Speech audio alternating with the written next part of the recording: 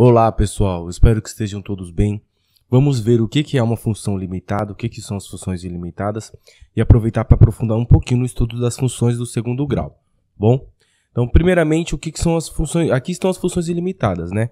Então, em referência ao eixo y, ou seja, a imagem, ele não existe nenhuma limitação, né? Então, se nós observarmos daqui, do menos infinito até o mais infinito, vai ter sempre um correspondente diferente, vai ter sempre, ele vai ser sempre limitado, tá? Eu coloquei um exemplo aqui de função do segundo grau, a qual ela não é limitada nem inferiormente nem superiormente, né?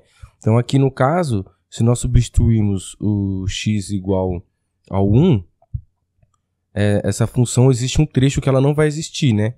Então que vai ser exatamente esse trecho aqui de baixo. Esse trecho aqui, se vocês observarem aqui quando tem o 1, onde seria correspondente ao 1 no eixo das abscissas, não tem nenhum correspondente, né? Mas essa função ela não tem limite tanto para cá, quanto para baixo também. Beleza? Então aqui é um exemplo de função do segundo grau que não tem nenhum limite. Uma função limitada, ela é quando você tem um limite ou superior ou inferior, né? Então, se nós observarmos aqui, ó, chegou algum determinado correspondente aqui em cima, em que a função ela bateu e retornou, né? Então, aqui no caso, ela tem duas altas aqui, né? E depois tem um retorno. A mesma coisa acontece aqui embaixo, né? Então, ou seja, aqui nós dizemos que essa função ela é limitada superiormente. Por quê? Porque quando ela vem desde o menos infinito aqui, sobe até atingir um ponto pico. Até atingir uma determinada altura de máximo, né? Então, assim, é uma altura máxima. Por isso nós falamos que ela tem um ponto máximo. Depois dessa altura máxima, ela retorna para o menos infinito e continua infinitamente. Então, essas são as situações a qual a função é limitada superiormente. Então, agora, quando ela é limitada inferiormente, é ao contrário.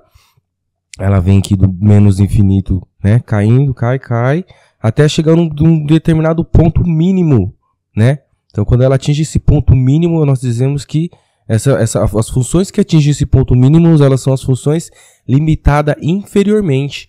Então, depois que ela atingir esse ponto mínimo, ela continua para cá, volta para o lado de cá e vai até o infinito e além. Mas aqui, ó, daqui para cá, não tem nenhum ponto correspondente ao gráfico, né? Então, essas são as funções limitadas. Então, as funções ilimitadas, elas são aquelas que não têm um limite no eixo y, nem em cima nem embaixo. Tá vendo? Que nem tem aqui nessas duas funções. Agora, a função ela pode ser limitada ou só superiormente ou inferiormente.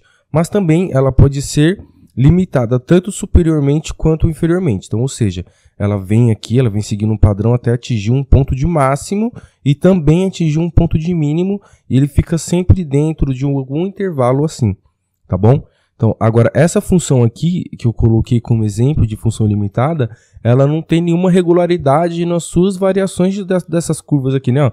Então, daqui ela veio até aqui, depois ela subiu até aqui, depois desceu até aqui, depois subiu até aqui, depois desceu até aqui, depois ela subiu até aqui. Então, ela não tem nenhuma regularidade. Ela vai indo, vai voltando sem um padrão perceptível, pelo menos.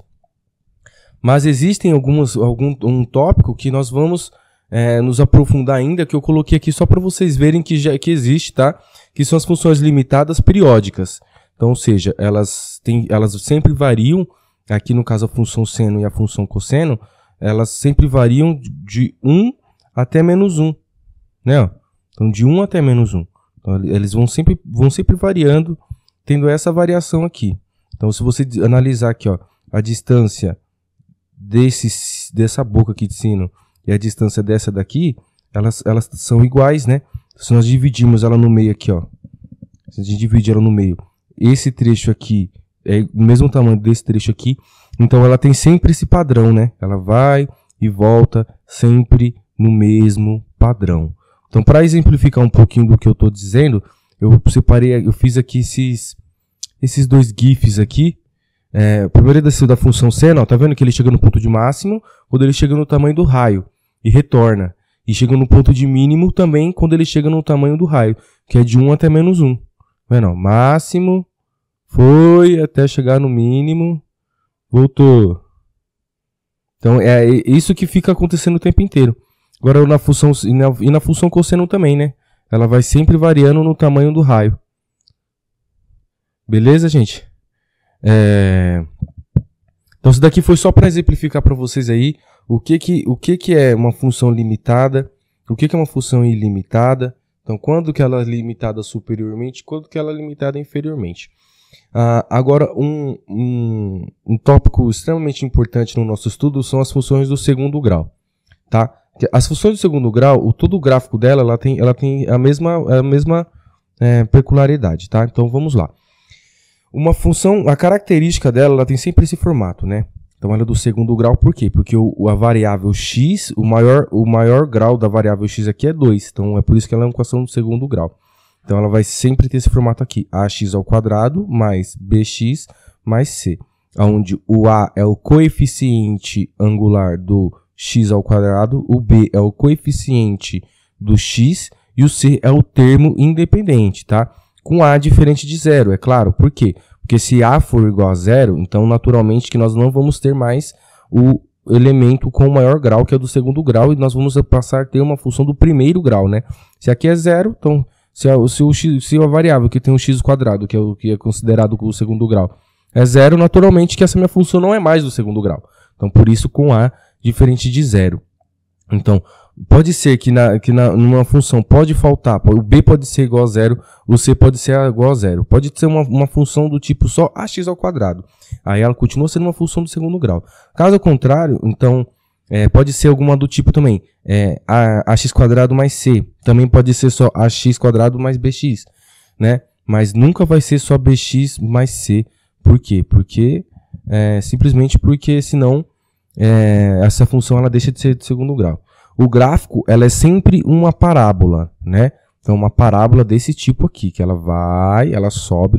Essa curva, o nome dessa curva aqui, o nome dela é parábola. Não é à toa que as nossas antenas de via satélite, ela tem como um formato, uma parabólica, né? Então, a curva que ela faz é a mesma, essa mesma aqui, é uma curva do segundo grau, que tem aquelas antenas parabólicas que tem daquelas empresas de TV por assinatura, e até mesmo aquelas antigas antenas de parabólica, né?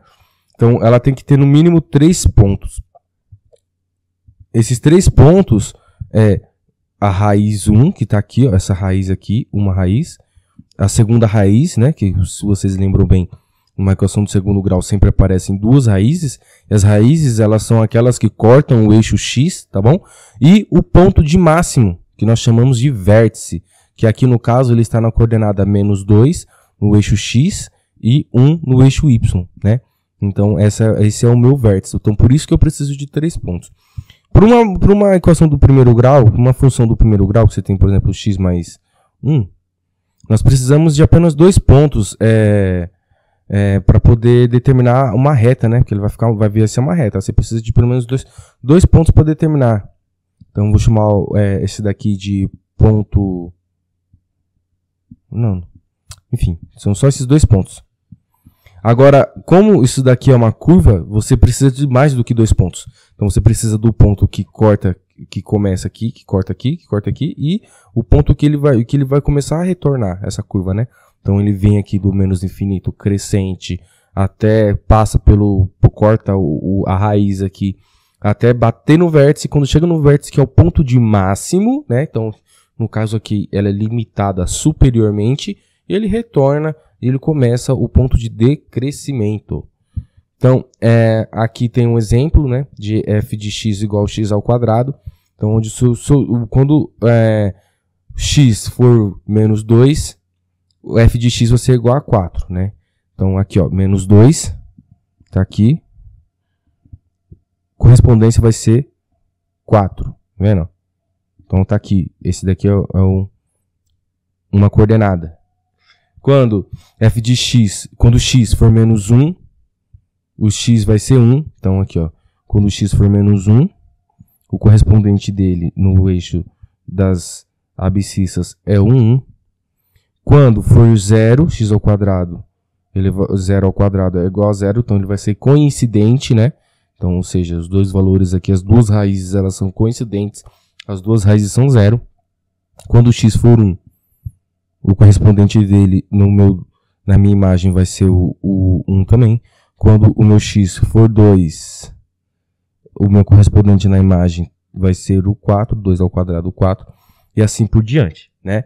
Então é assim que se constrói um gráfico de uma função do segundo grau. Agora, um ponto importante que nós temos que achar é o vértice, né? Então o vértice aqui, a coordenada do vértice, então a coordenada do vértice vai ser igual a 0 e 0, né?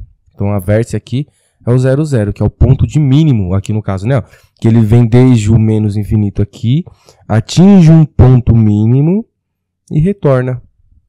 Então ele tem um ponto de mínimo. Agora alguns aspectos. Quando o A ele é positivo, a concavidade ela fica para cima. Então ela fica assim dessa formazinha aqui, dentro do eixo lá, né? Então agora quando a concavidade é para baixo, significa que o A ele é negativo. Então, quando você tem alguma coisa tipo assim, do menos A, X, tal, a concavidade vai ser para baixo. Então, se você dentro do plano aqui cartesiano, a boquinha do sino vai ficar virada para baixo. Certo? Então, X positivo, boquinha para cima. X negativo, boquinha para baixo. O ponto de máximo e o ponto de mínimo, né? Então, naturalmente, que quando o A for positivo, nós vamos ter um ponto de mínimo, né? Porque é um ponto mínimo, ele atinge um ponto mínimo e retornou. E quando o A for positivo, o A for negativo, nós vamos obter um ponto de máximo. Então, ele veio desde menos infinito, atinge o ponto máximo e retorna. Você sempre tem duas raízes. Essas raízes elas podem ser diferentes ou iguais. Elas podem ser diferentes ou iguais. E as raízes podem ser complexas ou não. Então a raiz ela é complexa quando o discriminante ele é negativo, né? Vamos entrar em detalhes aqui. Então aqui dando o exemplo das concavidades que eu disse. Então aqui o x ele é positivo, concavidade para cima e tem um ponto de mínimo, né? Ponto de mínimo. Agora quando o x ele é negativo, né? Quando você tem aqui, no caso aqui, como a gente não tem nenhum número na frente da variável, significa que tem 1, né? Então aqui o valor do A aqui, o valor do A aqui é 1 positivo. Agora o valor do A aqui é igual a menos 1. Então quando o A é positivo, quando o A é negativo, nós obtemos um ponto de máximo, porque ele vem desde o menos infinito, atinge o ponto de máximo, então, e retorna. Então, como já disse, nós temos sempre duas raízes e um vértice. No caso aqui, quando o A é positivo. O vértice aqui, no meu caso, da função x ao quadrado menos 4. O vértice, que é o ponto no caso aqui, o ponto de mínimo, é o 0 e menos 4. As raízes é 2 e menos 2. Então, ó, 2 e 0, menos 2 e 0. Né? Então, essas são as raízes e o vértice. A raiz, o valor de x em que y igual a 0, vai sempre cortar o x. O número de raízes, se a função é do segundo grau, ela sempre tem duas raízes iguais ou distintas. As raízes são reais ou complexas. Então, lembrando que na função do primeiro grau, nós sempre temos só uma única raiz, né? Do segundo grau nós temos duas raízes, do terceiro grau nós temos 3 raízes, do quarto grau nós temos 4 raízes, e uma função ela vai ter a quantidade de raízes de acordo com a quantidade, de acordo com o grau aí da função, beleza? Então, para os x, quando o A é positivo, né, que a concavidade fica para cima, aqui nós temos duas raízes distintas, né? Duas raízes iguais e duas raízes complexas distintas, né? Vocês observam que quando as raízes são complexas, o meu gráfico aqui ele não vai cortar dentro do meu eixo x, que esses x aqui são as raízes reais, né? Então agora ao contrário, quando o A é negativo, nós temos um ponto de mínimo, né? Então, aqui no caso, ele tem 2, esse gráfico aqui ele mostra que nós temos 2 raízes. Esse é o tipo de gráfico que mostra que nós temos quando nós temos apenas uma raiz. Reais, né? Esses dois casos aqui são raízes reais.